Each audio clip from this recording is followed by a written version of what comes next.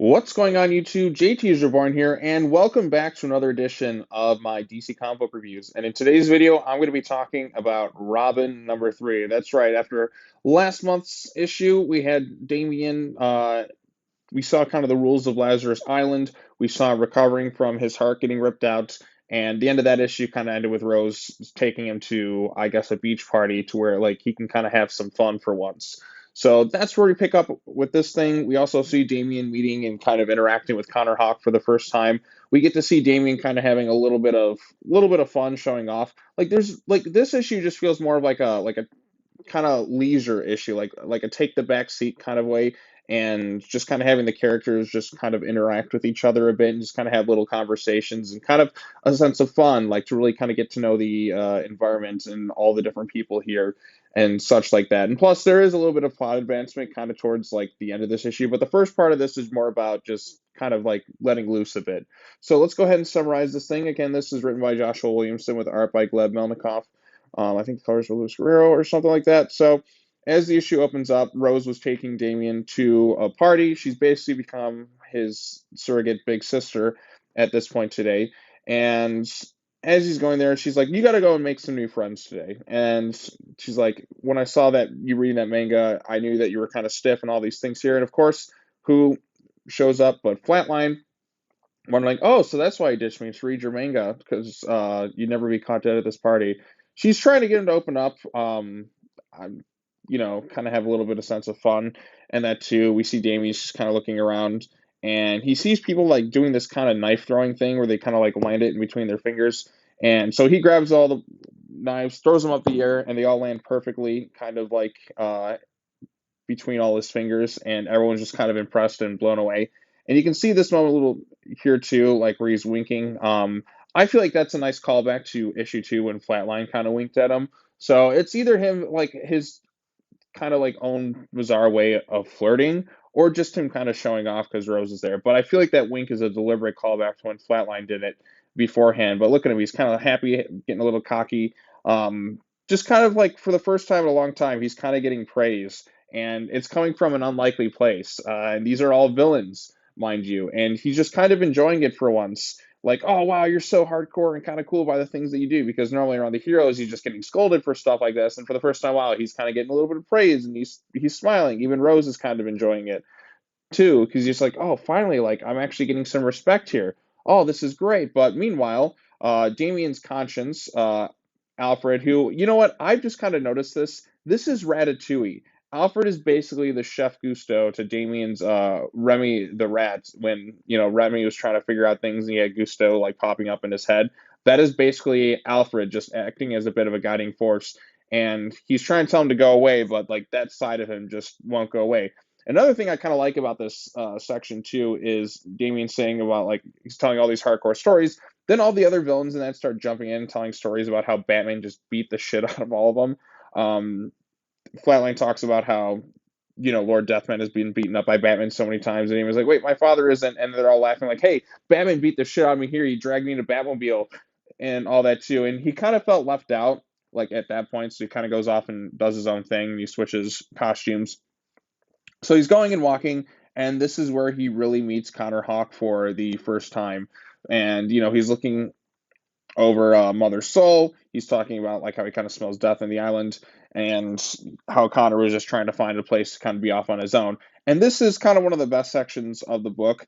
It's just kind of a conversation between Connor and Damien, where they're kind of like getting to know, like they're kind of like bonding over their, fathers, and like they go in and they talk about like, "Oh, is your dad like this?" "Oh yeah, totally."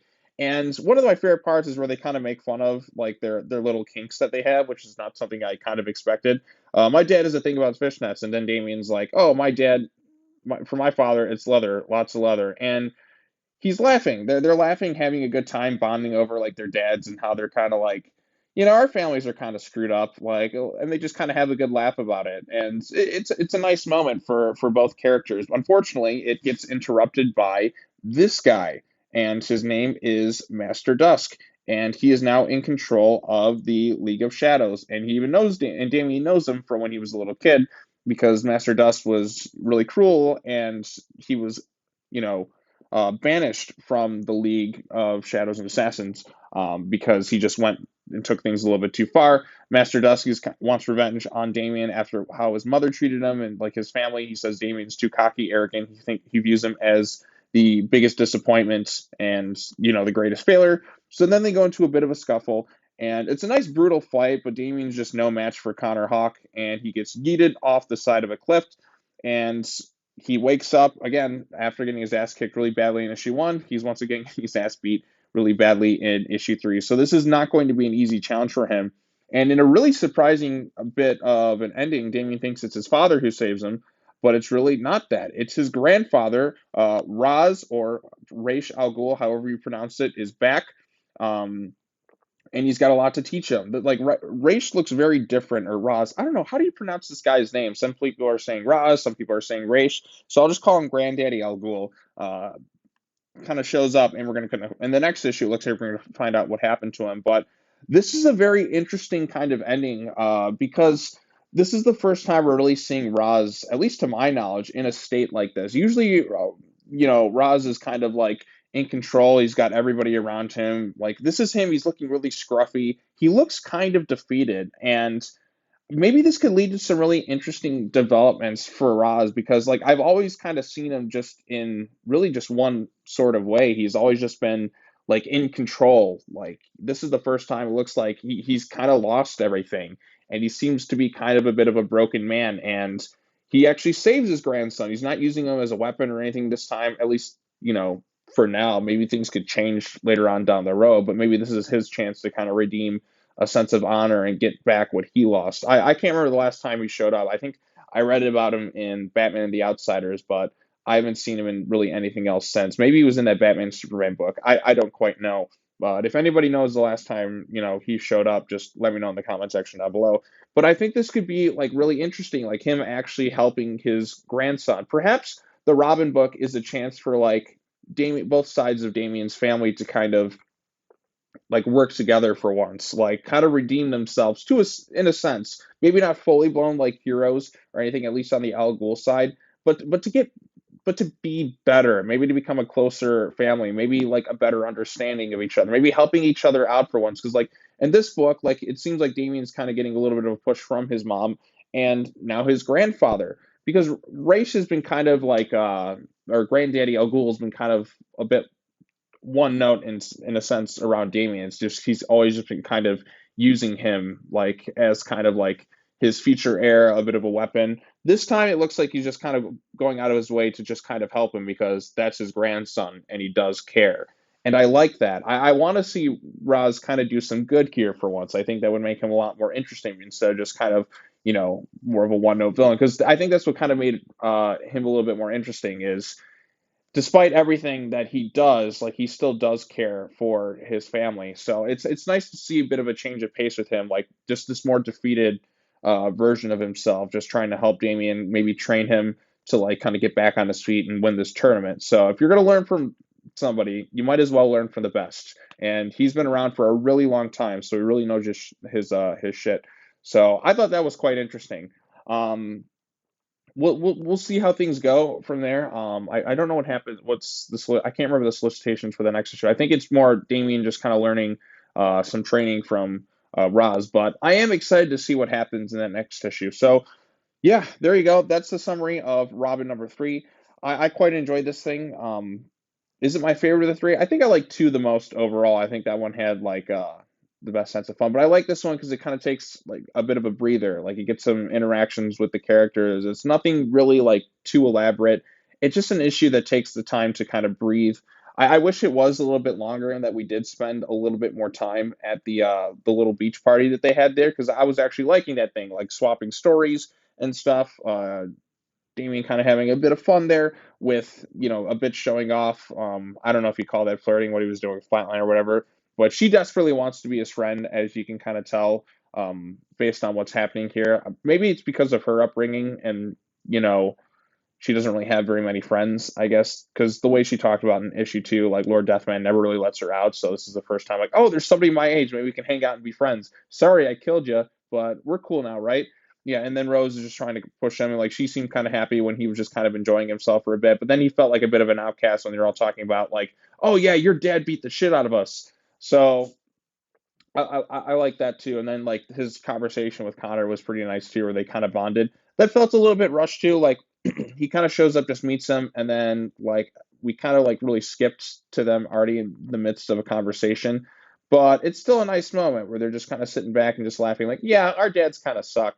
Uh, like they're definitely not perfect, and like we kind of have screwed up families. So yeah, I like that little bit there too, and I think they would have bonded a little bit more had the League of Shadows not shown up, and Damian still like despite their moments of bonding, he still kind of get the shit beaten out of him, and he loses again. Like I don't know if he quite died there, but they said he would experience a lot of pain, so he may still have two of his lives left, but he's definitely, or he could still have one. I'm not quite sure based on the way things kind of happened in this issue, if he like legit died, or if he's still like on live number two, but just hurt really, really badly.